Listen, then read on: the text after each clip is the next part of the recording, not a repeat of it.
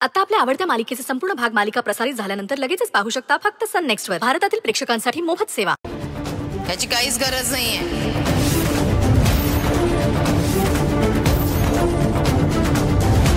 काय करायचं? तुझं काम तू कर ना. प्रत्येक गोष्टीची एक योग्य वेळ यावी लागते. काय करणार आहे जाणून घेऊन? त्यापेक्षा तुझ्या आयुष्याकडे बघ. किती अडचणी आहेत बघ. बायकोची नोकरी गेली तुझ्या आणि तू काही खास कमवत नाहीयेस. पैसा लागणार ना. सुंदरीला त्रास देऊन अनुच्या मरणाचा बदला घ्यायचा आहे ना तुला. हा, त्यासाठी पैसा लागणारच. कुठून आणशील? तसंही काही खास कमवत नाहीयेस, त्यामुळे घरातली लोक काही तुला मान सन्मान देत नाही. सुंदरीपासून सगळे तुला हाडतूड करतात.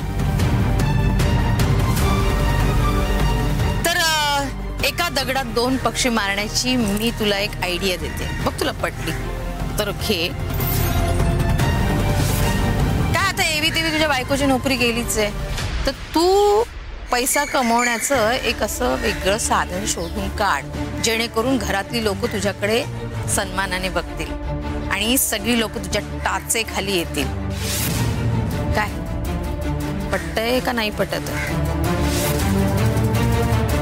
हे बघ बाळा, मला ना तू खूप आवडतोस. दोन कारणासाठी आवडतोस. पहिलं, अनुवर तुझं असलेलं प्रेम, आणि दुसरं म्हणजे सुंदरीचा तू करत असलेला पराकोटीचा तिरस्कार भयंकर आवडतो. मला ना अशी तुझ्यासारखी जिद्दीनं पेटून उठणारी माणसं आवडतात रे. काहीतरी करू बघतात आयुष्यात. तू पण करू बघतोयस. तुला आतापर्यंत मी जी जी कामं दिली आहे ती छान पार पडलीस तू.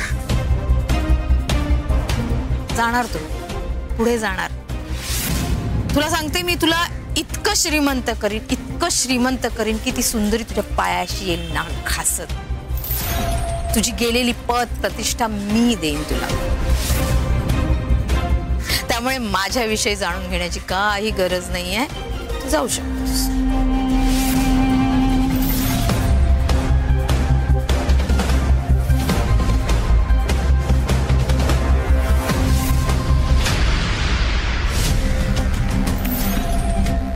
माई, हा आदित्य मला जास्त शहाणा वाटतो.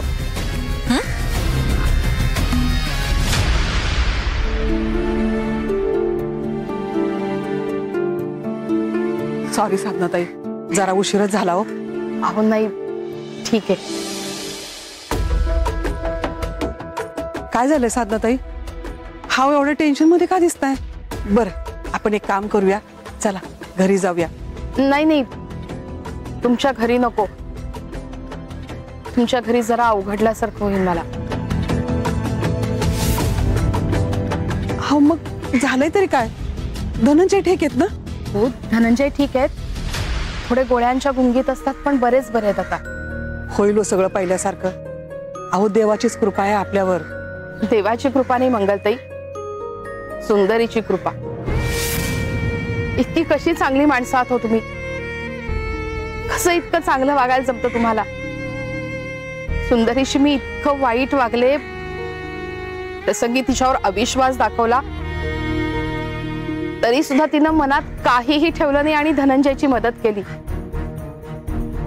तुम्हाला पण मी बऱ्याचदा वाईट साईड बोलले, पण तुम्ही सुद्धा. अहो आमच्याकडून सुद्धा तुमचा कितीतरी वेळा अपमान झालाय हो, पण तरी सुद्धा तुम्ही मनात काही सुद्धा ठेवलं नाही. आणि खरं सांगू का, आपण एवढ्या समंजसपणाने वागतो की नाही, म्हणूनच आपल्यातलं नातं जरी बांधलं गेलं नसलं ना, तरी आपलं नातं घट्ट आहे. आणि साधनाताई, आपण असंच एकमेकांना समजून घेत जाऊ. आणि बघा ना, धनंजयच्या जीवावर बेतलं, पण त्यावेळेस सुद्धा तुम्ही किती खंबीरपणे त्यांच्या पाठीशी उभे राहिला. तो मी कसली खंबीर हो. धनंजयच्या पाठीशी खंबीरपणानं तर सुंदरी उभी राहिली. म्हणून तर आज धनंजय. नका काळजी करू. हे बघा, संकट टळले. आता धनंजय सुखरूप आहेत ना? हो मंगलताई, मला तुमच्याशी जरा धनंजय आणि सुंदरी बद्दल बोलायचंय. बघा ना त्या दोघांचं एकमेकांवर किती प्रेम आहे. आता त्यांचं लग्न व्हायला हवं. आपण काहीतरी मार्ग काढू ना मंगलताई. आपण सगळे मिळून हवं तर सावीची समजूत काढू. पण आता त्या दोघांनी एकत्र यायला हवं. खरं बोलताय तुम्ही साधनाताई. अहो माझ्या मनात पण हेच आहे ना. आता थोडं अवघड वाटतंय. मी सरूशी बोलून बघते. मंगलताई आणखीन एक विचारू? विचारा ना. म्हणजे आता सुंदरीने जो काही राजीनामा दिलाय, आता तुम्हाला तो सरकारी बंगला सोडायला लागेल ना. मग कुठे राहायला जाणार आहात तुम्ही? काही ठरवलंय?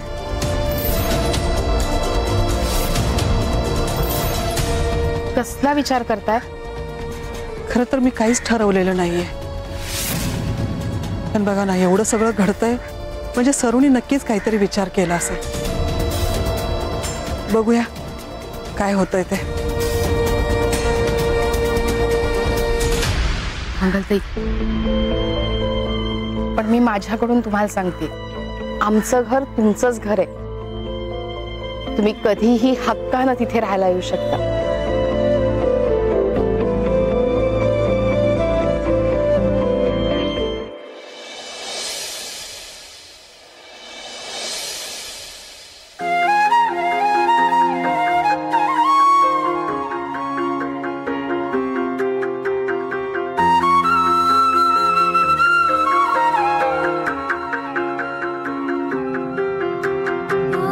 माफ कर बाप्पा, तुला पाण्यामध्ये कुडकुडत ठेवलं रे. पण तुझ्याच कृपेमुळे माझी सरू आणि धनंजय सुखरूप घरी परत आले. अशीच कृपा आमच्यावर असू दे. माझ्या सरूने जो निर्णय घेतलाय त्यामुळे तिचं पद जरी गेलं असलं ना, तरी सुद्धा त्यातून सुद्धा काहीतरी चांगलंच घडू दे. बाप्पा माझ्या कुटुंबावरती अशी तुझी कृपा छाया असू दे, असा तुझा आशीर्वाद असू दे. खास करून माझ्या सरूवर, तिच्यावर तुझी कृपा दृष्टी असू दे. बस हीच तुझ्या चरणी प्रार्थना करते. गणपती बाप्पा मोरया. मंगल, काय मम्मी? काय ग तू आज दुपारी कुठे गेलतीस? साधनाताईंचा दुपारी फोन आला होता. आवाज लयच खोल गेल्यासारखा वाटत होता हो. म्हटलं या घरी बसून बोलूया आपण, नाहीतर मीच येते तिकडं. म्हणजे कसं धनंजयला पण भेटेल आणि तुमच्याशी बोलणं पण होईल. तर म्हटलं नको, आपण बाहेरच भेटूया. बर मग काय म्हणत होत्या त्या? काय बोलणार हो बिचाऱ्या, अगदी रडवेल्या झाल्या होत्या. किती बोलायचा प्रयत्न केला पण शांतच उभ्या होत्या. शेवटी मीच आपला इकडचा तिकडचा विषय काढला. लय दुःखी वाटत होत्या हो. माफी मागायला लागल्या. अरे अरे, त्यांनी कशाला माफी मागितली? बघा ना, मी पण त्यांना हेच समजून सांगत होते. बर मग काय म्हणल्या? मग काय, त्यांचं म्हणणं होतं की आपण सगळे मिळून सावीला समजावून सांगू आणि सरू आणि धनंजयच्या लग्नाचा विचार करूया. त्या दोघांचं किती प्रेम आहे हे आता जग जाहीर आहे. आता प्रश्न येतोय तो फक्त सावीचा. तिला पण समजवता येईल. त्यांचं म्हणणं येतंय सरू आणि धनंजयच्या लग्नाचा आपण सगळे मिळून प्रयत्न करूया. का?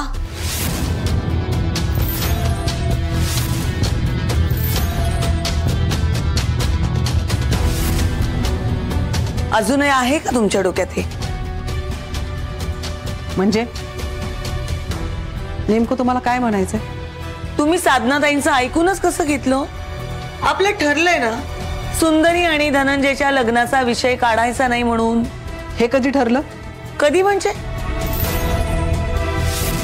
सुंदरीने अनुच्या शोकसभेत स्वतः जाहीर केलंय. ती स्वतः म्हणाली की ती आदित्य बरोबर संसार करायला तयार आहे म्हणून. मग करू दे ना त्यांना संसार. आपण काय येतोय त्यांच्यामध्ये? सुंदरीला आदित्य बरोबर राहायचं असेल तर आम्हाला काय बी प्रॉब्लेम नाही. पण जरा स्वतःला विचार, सुंदरीला खरंच आदित्य बरोबर राहायचं आहे काय? माझ्या म्हणण्याने काय होणार आहे? सुंदरीने स्वतः अनुच्या शोकसभेत सांगितले तेच सांगते मी तुम्हाला. ते सांगूच नका, कारण तुम्ही सरूच्या बोलण्याचा आधार घेताय. कारण तुम्हाला आदित्यला वाचवायचंय. आदित्य किती जरी वाईट वागला ना तरी सुद्धा तुमची त्याच्यावरची अजून माया आटलेली नाही. बरोबरच आहे हो, तो तुमचा अधिकार आहे. कारण तो तुमचा मुलगा आहे. बरोबर आहे, पण तुमच्या मुलाचा संसार नीट व्हावा म्हणून मी माझ्या मुलीचं आयुष्य तर उद्ध्वस्त नाही ना करू शकत. आणि हो, सरू म्हटली की ती आदित्य बरोबर संसार करायला तयार आहे, पण ती अशी का म्हणली ह्याचा विचार केलाय का कधी? मंगल, अगं केलाच असेल ह्यानी विचार. ह्यांचं कसं आहे, सगळं कळतंय, सगळं माहित आहे, पण काय कळत नाही असं दाखवायचं नुसतं. येडा बनून पेडा खायचं. हो काय बोलताय तुम्ही आजी? बरोबरच बोलतात त्या. तुम्हीच घेऊन आला होता ना लग्नाच्या वेळेला आदित्यला इथं आचार्याच्या वेशामध्ये, सरूचं आणि धनंजयचं लग्न मोडण्यासाठी. आदित्य कायम सावीच्या नावाने धमकवत राहिलाय सरूला, आणि त्या दिवशी सुद्धा तो सरूला धमकवत होता सावीला घेऊन जातो म्हणून सरूने तो निर्णय घेतलाय. ह्याचा अर्थ असा तर होत नाही ना की सरूचं आदित्यवरती प्रेम आहे, तिला आनंदाने त्याच्याबरोबर संसार करायचा आहे. ते कधीच शक्य नाही होणार.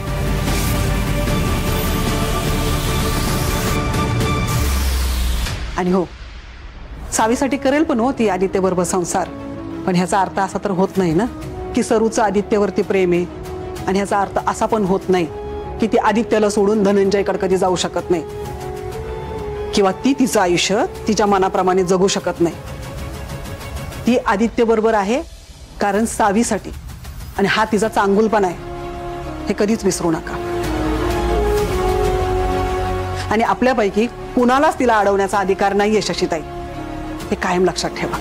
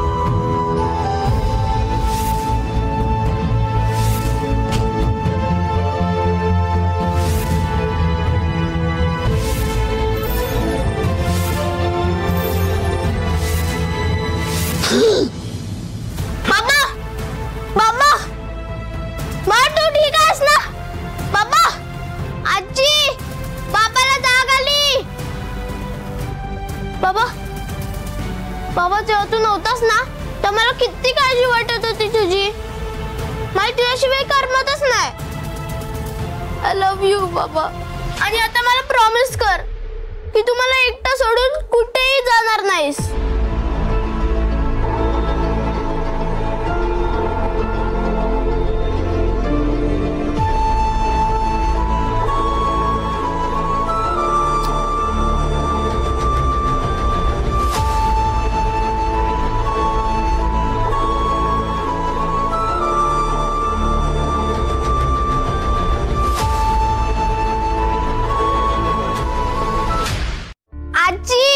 ये ना.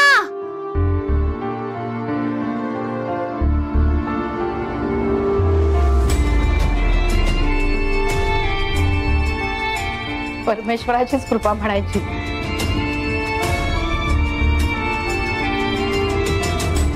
धनंजय, तुम्ही नव्हता तर घर सुनं सुनं वाटत होतं. चिंता आणि तणावानं भरलं होतं. आता तुम्ही सुखरूप परत आलात ना, आम्हाला दोघांनाही शांत शांत वाटतंय. धनंजय, तुम्हाला बरं वाटतंय ना आता? भूक लागलीये का? मी तुमच्यासाठी काहीतरी खायला करून आणते आणि सूपही. औषधं घ्यायची आहेत ना? आले. आई आई आई थोडं रेडी घेतो, इतक्यात नको.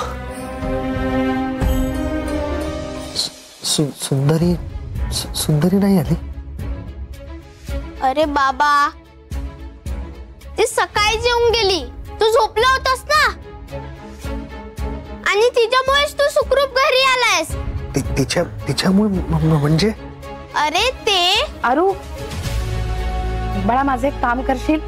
मी ना गॅसवर दूध ठेवलंय तापायला, जरा बंद करशील गॅस? हा.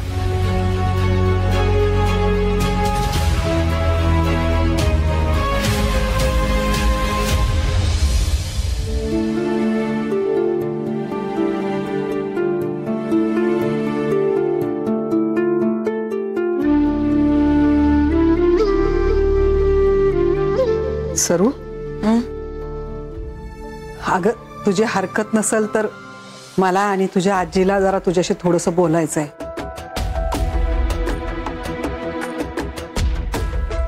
नाही म्हणजे महत्वाचं आहे, नाही तर तुला डिस्टर्ब नसतं केलं. बोलू का?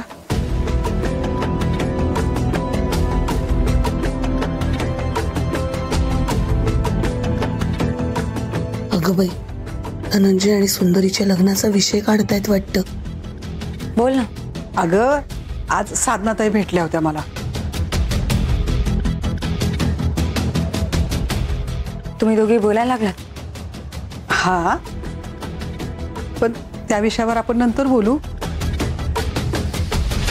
पण अगं आज त्यांनी एक वेगळाच विषय काढला. कुठला विषय?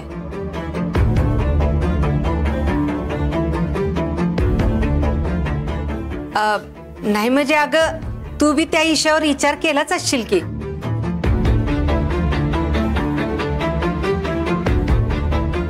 कुठला विषय? नाही, साधनाताई म्हणत होत्या तू आता कलेक्टर राहिली नाहीस ना, तर काय?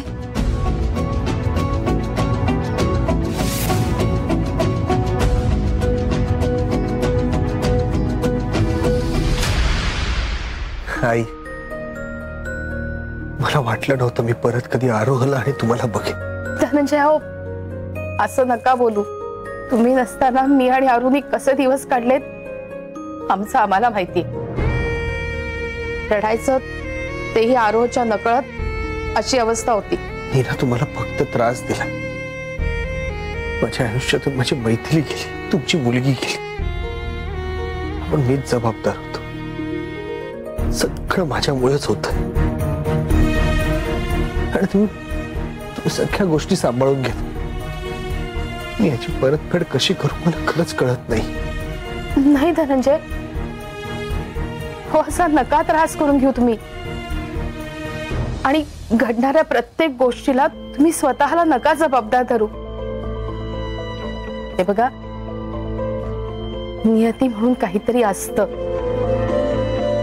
प्रत्येक परिस्थिती, प्रत्येक घटना आपल्या कंट्रोलमध्ये नसते. तुम्ही आत्ताच परत आलात की नाही? हा, आराम करा. मी येते तुम्हाला काहीतरी खायला घेऊन. आई आई ऐका ना, ते मगाशी आरोह सांगत होता की सुंदरीमुळे मी सुखरूप घरी. म्हणजे नेमकं काय झालं? सुंदरी कुठे आहे? त्या ठीक आहेत ना, त्यांना काही झालं नाहीये. तर मी त्यांनी ना नक्कीच आपला जीव धोक्यात टाकला असणार माझ्यासाठी. आई तुम्ही बोलत का नाही? सांगा ना, काय काय झालं? सगळं ठीक आहे ना? म्हणजे एक मिनिट मला थोडं त्या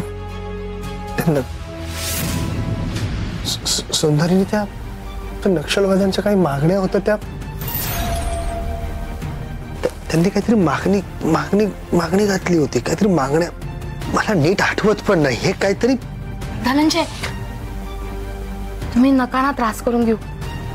हे बघा, तुम्ही बरे झालात ना, ते आपण नक्की या विषयावर बोलू. आई, सुंदरीने त्या नक्षलवाद्यांना माझ्यासाठी सोडून वगैरे दिलं नाहीये ना?